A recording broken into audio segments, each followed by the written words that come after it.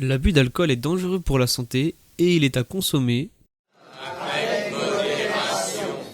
Santé à tous et bienvenue sur la chaîne. Si vous êtes ici, ce n'est pas un hasard. Alors pour suivre les prochaines vidéos, n'hésitez pas à vous abonner dès maintenant pour ne rien rater car ce n'est que le début. Et pour ce premier épisode, je vous propose de répondre à une question brûlante. Peut-on produire du vin sans pesticides ?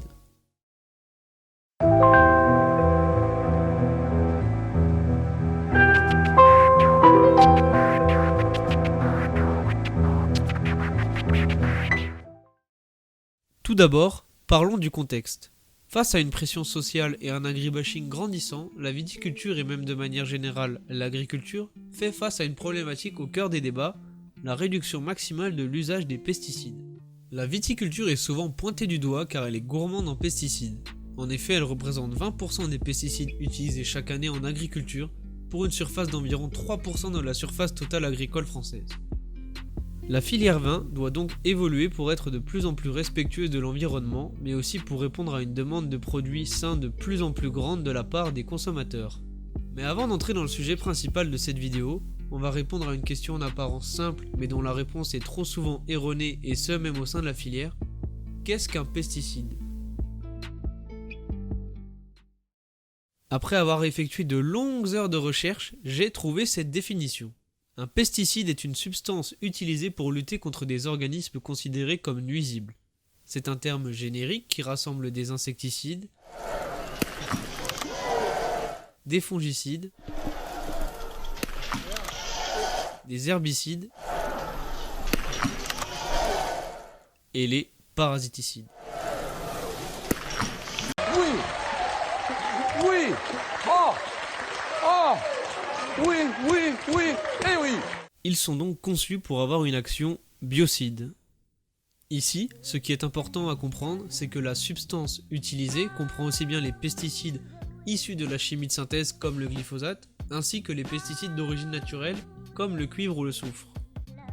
Je veux insister sur ce point car dans l'opinion publique, lorsqu'on parle par exemple d'agriculture biologique, beaucoup pensent qu'il n'y a aucune utilisation de pesticides, or c'est complètement faux.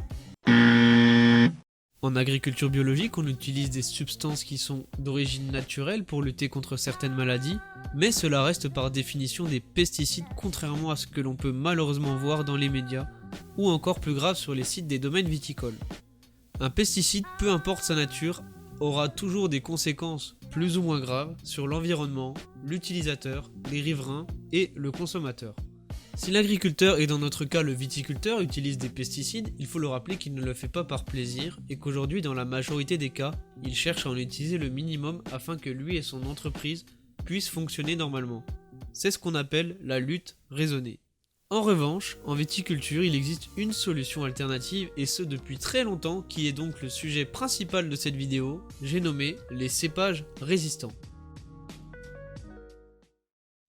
La vigne, comme n'importe quel être vivant, est sensible à d'autres êtres vivants qui sont nuisibles à son développement et donc à sa production de raisins, qui est l'objectif premier du viticulteur. Cette liste de nuisibles est très variée et longue et dépend énormément des régions viticoles. Mais lorsqu'on parle de cépages résistants, on parle en général de résistance à 3 maladies principalement. Le mildiou, l'oïdium et la pourriture grise. C'est contre ces maladies que le viticulteur doit lutter chaque année sous peine de voir sa récolte partir en fumée s'il n'agit pas. Dans tous les vignobles sauf quelques rares cas bénéficiant de conditions climatiques exceptionnelles, un traitement au minimum est obligatoire pour lutter contre une de ces maladies chaque année. Et si un traitement est nécessaire chaque année, c'est parce que l'espèce reconnue pour faire des raisins qui feront un bon vin est Vitis vinifera. Le problème avec cette espèce, c'est qu'elle est sensible à ces maladies. Si je vous dis Vitis vinifera, cela ne vous dit peut-être pas grand chose, mais vous connaissez forcément les variétés de cette espèce qui sont les cépages, comme le chardonnay, le merlot et le grenache. Cette espèce, qui est sûrement d'origine européenne, était cultivée bien tranquillement jusqu'à la fin du 19e siècle avant l'importation de maladies telles le mildiou et l'oïdium. Une solution a été rapidement trouvée. Il suffisait de croiser la vigne européenne Vitis vinifera, sensible aux maladies, avec une vigne américaine qui, elle, est résistante aux maladies, et de sélectionner les individus résistants aux maladies provenant de ce croisement. C'est ce qu'on a appelé les hybrides producteurs directs. De ce croisement sont nées des variétés que vous connaissez peut-être, le Noah, l'Herbemont, l'Isabelle, le Clinton, le Jacquet ou encore l'Othello. Toutes ces variétés étant résistantes aux maladies, l'utilisation de pesticides pour lutter contre ces maladies n'était pas utile ou alors en très faible quantité. Mais au fait, comment ces variétés font pour résister ? Donc Jamy, si je comprends bien, La vigne américaine, ayant coévolué avec les maladies, que sont le mildiou et l'oïdium, peut résister à celle-ci car elle possède des gènes lui permettant d'activer des mécanismes physiologiques et ou de synthétiser certaines substances qui lui permettent de résister à la maladie sans que celle-ci ne subisse peu, voire aucun dégât. Ce sont ces gènes de résistance que l'on espère faire acquérir au nouvel hybride lorsque l'on réalise des hybridations. Revenons-en à l'histoire. À la fin des années 30, les hybrides producteurs directs représentent 15% du vignoble français. Dans le même temps, en 1936, les premières appellations d'origine contrôlée voient le jour en réponse aux nombreuses fraudes de l'époque liées à la crise du phylloxéra, mais aussi pour s'opposer aux variétés hybrides. Ces hybrides sont critiqués à cause des profils de vin qu'ils produisent, mais aussi par leur production en méthanol, alcool toxique pour nous humains, qui serait produit en plus grande quantité dans ces hybrides en comparaison avec les variétés européennes. Ah oui, attention hein, on n'en boit pas comme ça tous les jours. Non, ça on pourrait pas. Mais ces faits divisent encore aujourd'hui, la vérité étant bien sûr nuancée selon le cépage dans lequel on parle.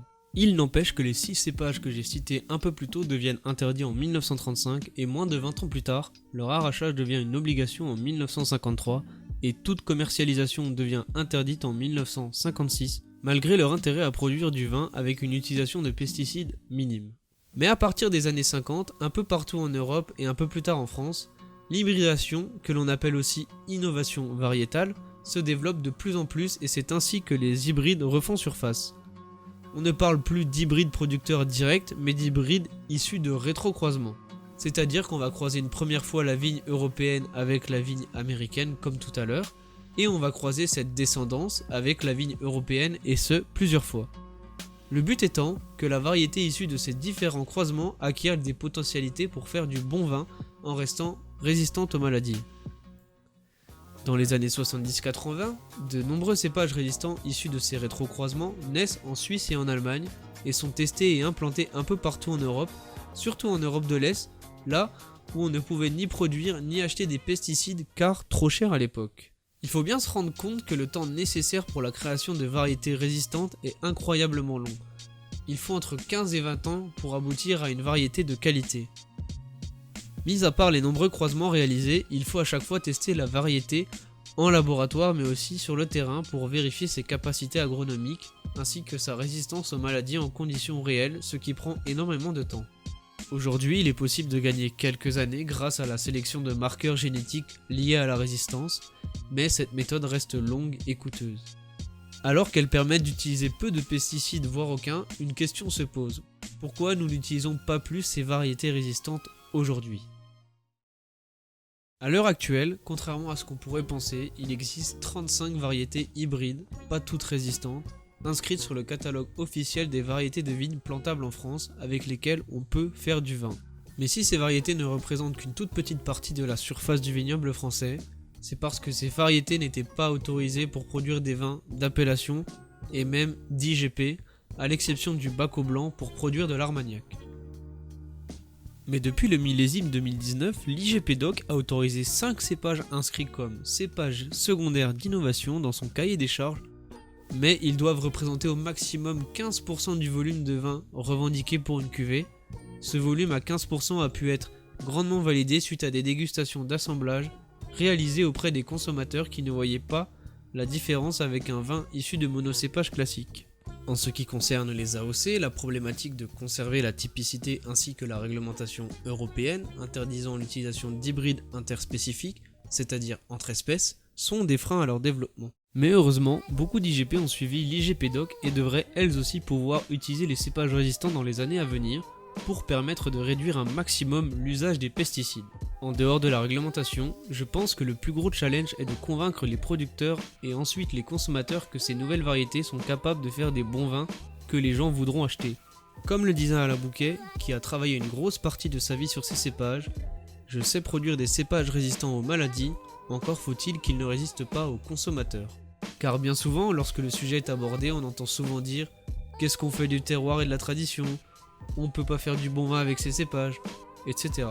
En ce qui concerne la tradition, pour moi, ce débat n'a pas lieu. Il n'y a qu'à voir comment a évolué la culture de la vigne rien que ces 150 dernières années avec un changement de l'encépagement considérable pour se rendre compte que la tradition est seulement un mythe qui fait vendre. Concernant le goût des vins de ces hybrides, pour en avoir goûté un certain nombre issus de vinification expérimentale mais aussi de vins commercialisés, je pense que certains d'entre eux ont et auront un intérêt à se développer dans le futur. Faudrait-il encore avoir du recul sur la façon de les cultiver et les vinifier? Car il est finalement injuste de comparer les vins issus de cépages résistants avec des vins dont la fabrication a à travers le temps su être maîtrisée pour obtenir de la qualité. Et pourtant, d'après une étude comparative entre des vins de variétés résistantes et des vins de cépages référence, du chardonnay pour le blanc et du merlot pour le rouge, des vins de variétés résistantes ont été mieux classés que les vins de référence qui ont été classés 3e sur 17 échantillons pour les blancs avec le chardonnay et 7e sur 13 échantillons pour les rouges avec le merlot.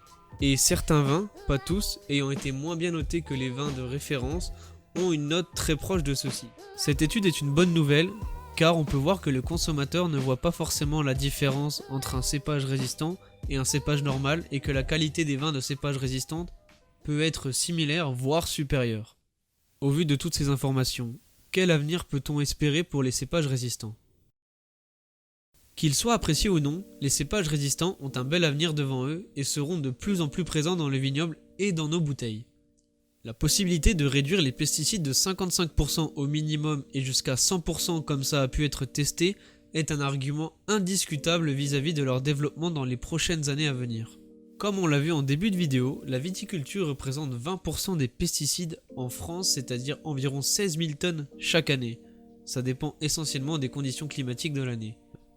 Si seulement 10% de la surface totale du vignoble français était plantée avec des cépages résistants, avec disons une réduction largement réalisable de 75% des pesticides, alors on économiserait 1200 tonnes de pesticides épandus dans l'environnement. Mais alors pourquoi lutter alors qu'on peut résister ? Voilà, c'est tout pour cette première vidéo, j'espère qu'elle vous aura plu, et si c'est le cas n'hésitez pas à lâcher un like, vous abonner et partager cette vidéo, c'est le meilleur moyen pour me soutenir. Si vous avez des questions et des remarques sur le contenu, je vous invite à commenter, que ce soit sur la forme ou sur le fond, pour parler du sujet de cette vidéo, mais aussi pour que je puisse améliorer la qualité des prochaines vidéos. Je vous mets en bas en description toutes les infos que j'ai utilisées ainsi que toutes les ressources que j'ai pris pour faire cette vidéo, si ça vous intéresse. Sur ce, moi je vous dis à bientôt pour une prochaine vidéo et surtout n'oubliez pas, santé. Résiste.